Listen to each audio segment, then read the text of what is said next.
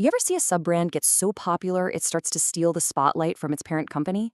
Well, that's exactly the story we're diving into today. We're talking about Firefly, the sub-brand from the electric automaker NIO. Seriously, these guys have been on an unbelievable hot streak, and we're going to break down exactly how they're pulling it off. Okay, so here's the game plan for today. We'll kick things off with this wild Armani designer car that has everyone talking. Then, we'll look at Firefly's home run rise, how they went from controversial to iconic. After that, we'll get into the team behind all this success. And to wrap it up, we'll ask, are they about to become a new global name? Let's get into it. All right, first up, the Armani designer car. Let's talk about how this one limited edition vehicle just created this massive wave of buzz. Seriously, this is the news that's got everyone's attention right now. I mean, yeah, oh my God, guys, this is absolutely amazing. That pretty much sums up the reaction online, right? It's pure, raw excitement. You just don't see this kind of hype for a car every day. So what in the world is going on? Well, here's the deal. This is not just some new car with a fresh coat of paint. Firefly went out and teamed up with a major designer named Giorgio, a guy who's worked with Armani. Yeah, that Armani. So what you're looking at is this really cool mix of high fashion style and affordable electric car tech. And when we say limited edition, we mean it. How special is this car? They are only making 99. That's it, for the entire world. That kind of scarcity, phew, it instantly makes this thing a collector's item. And get this, they're even changing how you buy it. Normally, you just hope on their app, click a few buttons, and you're good to go. But not for this one, no way. For the limited edition, you have to physically go into a store and talk to a sales rep. It just adds another layer to that whole exclusive vibe.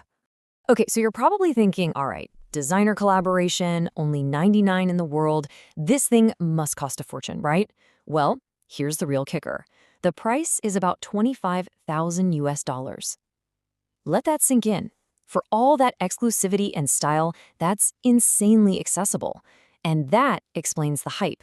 It's not just a toy for collectors. It's a real challenge to every other affordable EV out there. So this designer car is obviously a huge win. But here's the thing. Firefly's momentum didn't just appear out of nowhere. Let's look at their home run rise, because their journey to this point, well, it started with a lot of people scratching their heads. And that leads us to this. Firefly's limited editions have been absolutely knocking it out of the park. They've been just doing home runs after home runs. This really gets to the heart of it. This isn't a one-hit wonder. They've figured out a formula for success, and they're just repeating it over and over. They know how to build hype and deliver something people genuinely want. But like I said, it wasn't always this way. When the Firefly first came out, its design, especially that unique 3-headlight look, was super polarizing. We're talking about maybe half the people just not getting it, even objecting to it. But look at today. That same design is now called iconic, distinguishable. People are totally loving it. It's an amazing turnaround. So who are they selling to? This is where they've been so smart.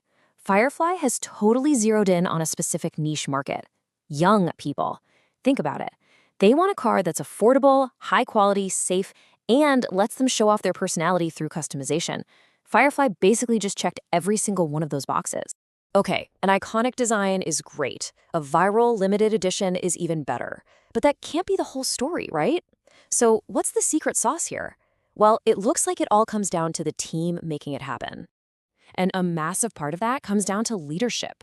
The guy in charge is Michael Pu. He used to be the head of NIO in Beijing, and people who know him just describe him as an awesome leader. Super smart, totally determined, and just has this relentless drive to make things perfect. And that whole philosophy trickles down to the entire team.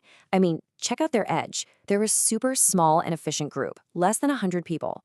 They have that strong leadership we just talked about. They're laser focused on sales and marketing, and this is huge. They promise to keep upgrading the cars, both with software and physical parts.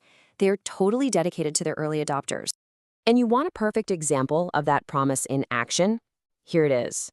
When they launched that new designer car, they also pushed out a free software update to every single Firefly owner out there, giving them the same new look on their screen. Now that is how you build a fiercely loyal community. You don't forget the people who got you there. So they've clearly cracked the code in their home market. But believe me, that's just the beginning. Firefly is looking at the entire world stage. Let's talk about whether they're about to become a new global name. And this isn't just talk. They are already making moves.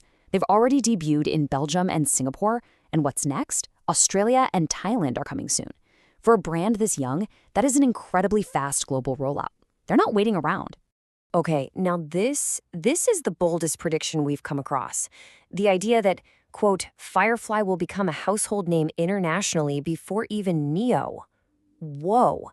Just think about that for a second. The sub-brand becoming more famous than the parent company on the world stage. That's a wild thought. And really, that's the big, fascinating question we're left with, isn't it? Could a sub-brand actually become bigger than its parent company globally?